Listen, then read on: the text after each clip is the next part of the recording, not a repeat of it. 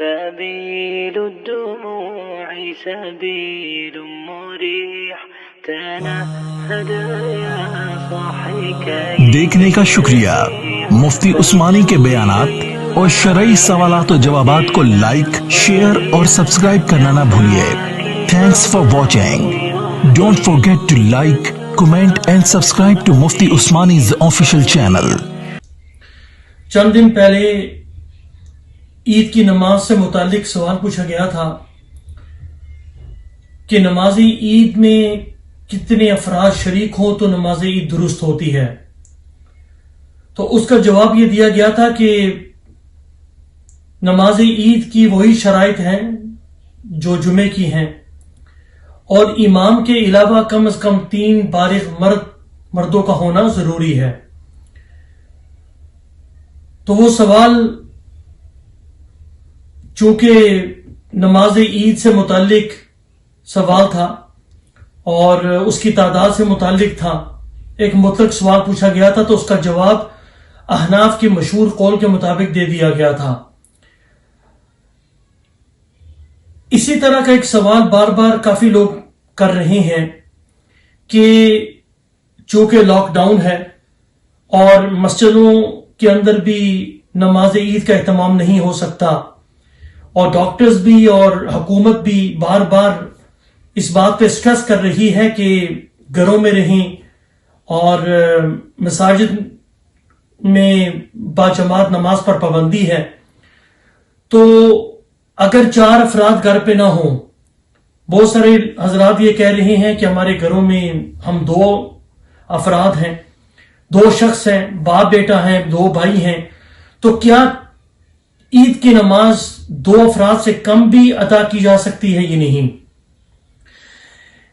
اس سلسلے میں عرض یہ ہے کہ احناف کے مشہور قول کے مطابق، جیسے میں نے پہلے کہا، کہ نماز عید کے لیے 4 افراد کا ہونا ضروری ہے، یعنی امام سمیت 4 افراد ہوں۔ لیکن بعض احناف میں سے بعض اہل علم نے عام جماعت کی طرح 2 افراد کا ہونا نماز عید کے لیے کافی قرار دیا ہے۔ لہذا مخصوص حالات میں، یعنی لاک ڈاؤن کی سچویشن میں، اگر 2 افراد عام نمازوں کی طرح جماعت کروا لیں تو ان کی عید کی نماز درست ہو جائے گی۔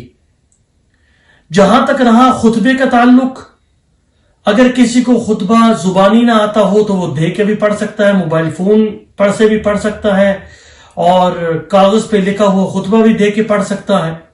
اور اگر کسی کو اس طرح بھی پڑھنا اس کے لیے دشوار ہو تو وہ پہلے خطبے میں سورۃ الفلق پڑھ لے اور دوسرے خطبے میں سورۃ الناس پڑھ لے، سورۃ الفاتحہ پڑھ لے یا سورۃ الاخلاص پڑھ لے۔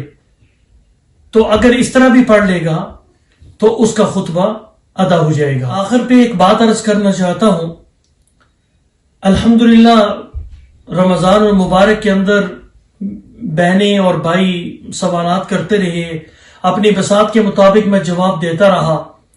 اگر کسی کو ان سوال و جواب کی اس نشست سے کوئی فائدہ ہوا ہو تو آپ سے درخواست یہ ہے کہ جب بھی دست بدعا ہوں، اس آخر کے لیے بھی دعا فرما دیجئے۔ اللہ رب العزت سے دعا ہے کہ اللہ رب العزت اس وبا کو اپنی شان کریمی اور قدرت کاملہ سے دور فرمائے، اور اللہ رب العزت آئندہ آنے والے دنوں میں اس عالم کا نظام اس کے فطرتی نظام کی طرف لوٹا دے۔ والسلام علیکم ورحمۃ اللہ تعالی وبرکاتہ۔